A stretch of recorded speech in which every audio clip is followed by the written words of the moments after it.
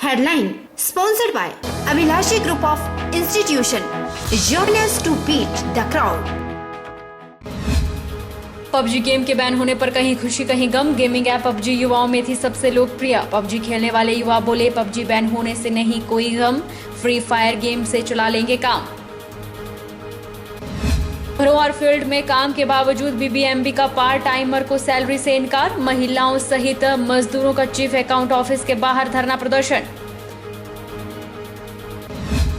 जोगिंदरनगर में वाहनों के ड्राइविंग टेस्ट के दौरान हुआ विवाद। एसडीएम के हस्तक्षेप के बाद सुलझा मामला।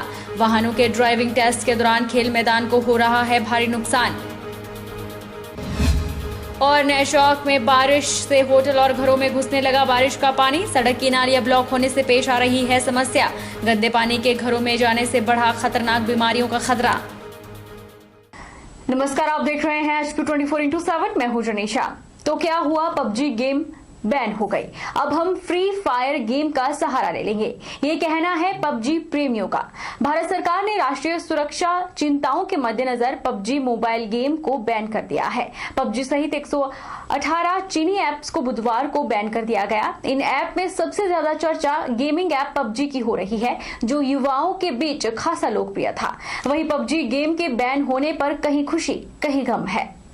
ये गेम जो है बैन की गई, सेंट्रल गवर्नमेंट द्वारा ये निर्णय सरकार का बहुत ही अच्छा है।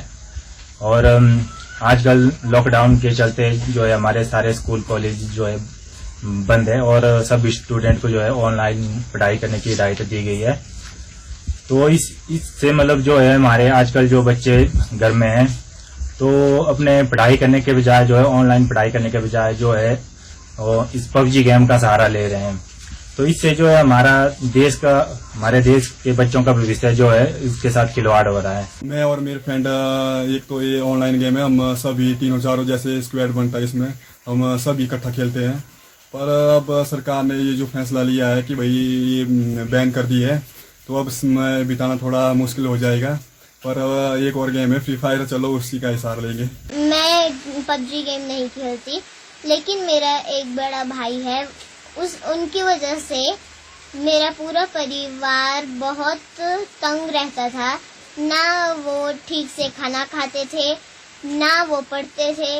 वो पूरे दिन फोन में लगे रहते थे, गेम खेलते थे, पबजी गेम खेलते थे।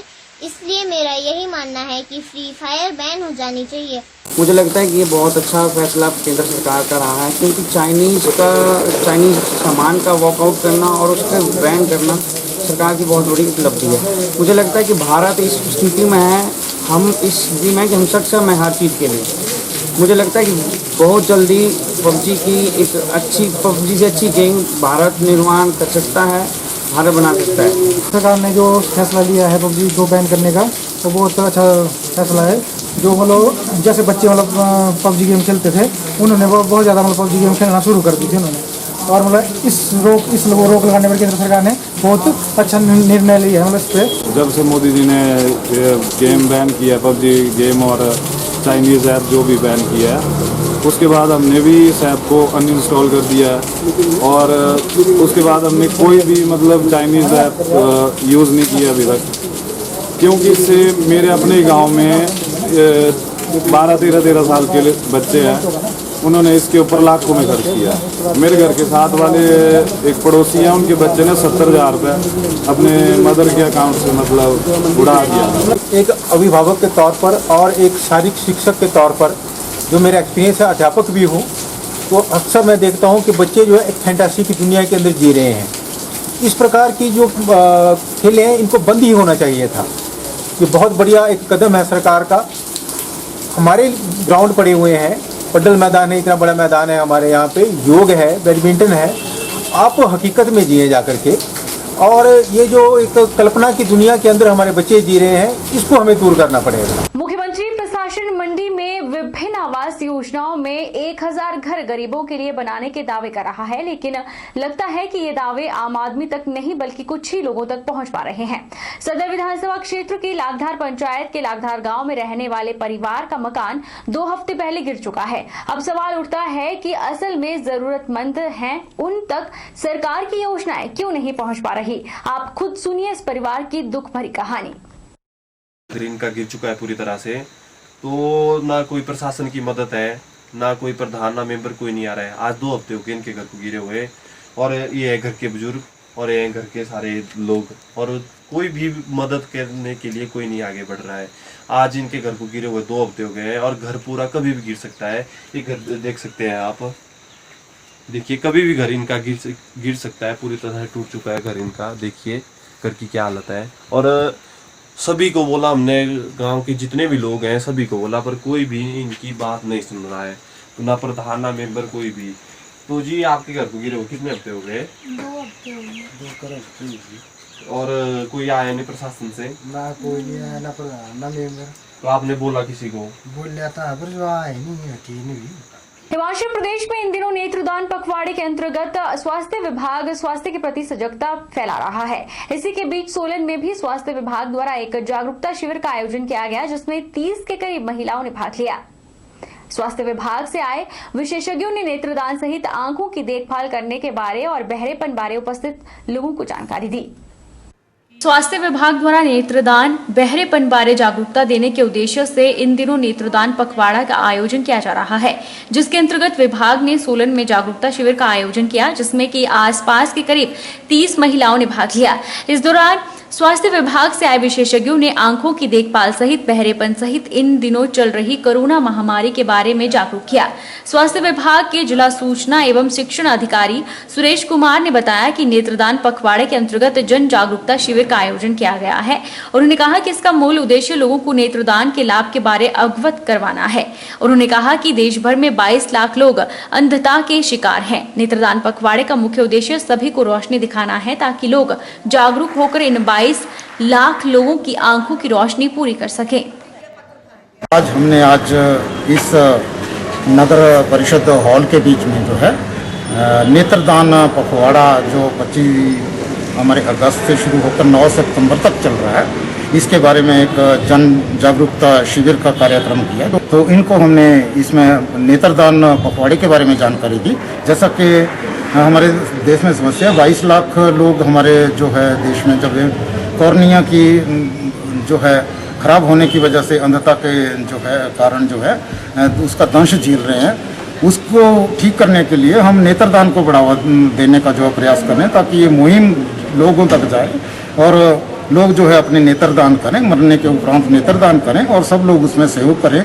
वहीं जागरूकता शिविर में भाग लेने आई महिलाओं ने भी इस कार्यक्रम को लाभकारी बताते हुए कहा कि इससे वह जागरूक हुई हैं और उन्हें जो बातें पता नहीं थी वह उन्हें ज्ञात हुई हैं, ताकि देश में कोरोना बीमारी से ग्रस्त लोग देख सके। यहाँ पर स्वास्थ्य विभाग की तरफ से कैंप लगाया गया था, जिसमें हमें अंधता के बारे में जानकारी दी गई और बहरापन के बारे में, जिसके बारे में हमें बिल्कुल नॉलेज नहीं थी कि हमारे देश में क्या क्या हो रहा है। आज हमें बहुत अच्छी नॉलेज मिली है और मेरा ये प्रण है कि मैं भी अपना नेत्रदान करूँगी, ताकि लोगों को हमारी 2 आँखें किसी और की आगे रोशनी दे सकें। आंखों की रोशनी चली जाती है तो उसको कैसे उसकी देखभाल करनी है और हमें अपने नेत्रदान करने चाहिए, जिससे 2 लोगों को और देखने का मौका मिले। तो और बहरेपन के बारे में बताया गया, जिससे हम हमारे ग्रुप में, मैं लक्ष्मी ग्रुप के प्रधान हूँ और मैं अपने सारे आसपास के लोगों को इसके लिए जागरूक करूँगी। कोरोना के बारे में भी बताया गया है कि किन किन चीज़ों का ध्यान रखना है, कैसे हैंड वॉश करनी है, वो समय मतलब कि सब कुछ हमें बहुत अच्छा लगा जो कि इन्होंने हमें बताया है। और आगे हम और लोगों को भी जानकारी देंगे और अपने जो नेत्र बारे बताया, हम अपने नेत्र भी दान करेंगे और आगे लोगों को भी बताएंगे भी तुम भी ऐसा करो। और कोविड-19 के दौर में काम के बावजूद केंद्र सरकार के उपक्रम बीबीएमबी में पार्ट टाइम कर्मियों को मेहनताना नहीं मिल रहा है, जिससे उन्हें रोजी रोटी के लाले पड़ गए हैं। कुछ लोग जैसे तैसे उधार ले राशन का गुजारा कर रहे हैं, लेकिन बीबीएमबी सैलरी देने से इनकार कर रहा है, जिस पर दुखी पार्ट टाइमर ने बीबीएमबी चीफ कार्यालय के पास लेखा अधिकारी कार्यालय के बाहर धरना प्रदर्शन किया। इस समय बीबीएमबी के सलापड़, पंडोहो और सुंदरनगर कार्यक्षेत्र के तहत लगभग 268 पार्ट टाइमर काम कर रहे हैं। दफ्तर में, फील्ड में क्या अफसरों के घरों में भी कार्य करती हैं कुछ महिलाएं? तो देखते हैं तो हम जाते हैं, नहीं तो हम फील्ड में होते हैं, नारियल वगैरह वहाँ तो हम तो जाना करते हैं, वो भेजो ना, हमको जाना है। मैं 2 जा रहे हैं, 7 से लगी हूँ। और 20 फरवरी से। और अभी तक ऐसा कभी नहीं हुआ था। सैंक्शन 2 दिन रुकती थी, 4 दिन रुकती थी और पैसा हर बार मिलता था। और सर अब ये हमारे 2 महीने पूरे हो गए, तीसरा लग गया, अभी तक हमारे को पेमेंट नहीं आई है। 2014 से लगी हो ना, आज से पहले को कभी नहीं आई है। अब सब निकाल दिया, अभी बोल रहे हैं हम आपको पेमेंट। कितने माह से सैलरी नहीं मिल रही है?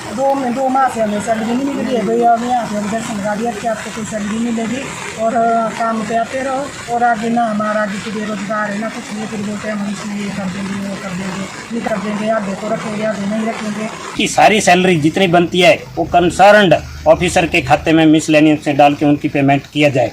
इसके लिए यूनियन बड़ी स्ट्रिक्ट हो गई है और जब ये हमारे साथ इस तरह का व्यवहार करेंगे तो हम किसी भी कर्मचारी को कोठी में नहीं जाने देंगे। ये हमारी आज से डायरेक्शन जारी हो जाएगी इनका।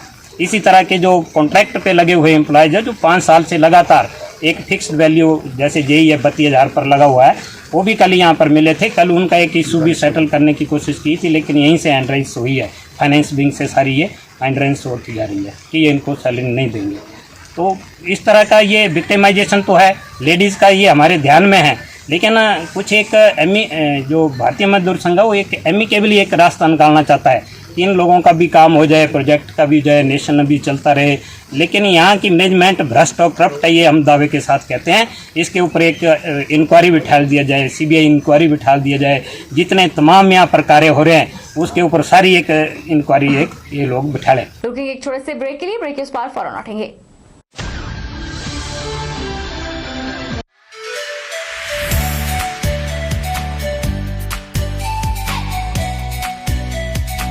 Abhilashi Group of Institution, where you can get admission in 2020 and 21 for BTech in Civil, Mechanical, Electrical and Computer Science Engineering, Diploma in Civil, Mechanical and Electrical Engineering, B Pharmacy, B.Ed, D.L.Ed, MSc, Physics, Chemistry, Botany, A&M, GNM, BSc Nursing and Post Basic BSc Nursing courses. For detailed inquiry, please contact Abhilashi Group of Institutions near Chowk, Tehsil Bald, District Mandi, Himachal Pradesh.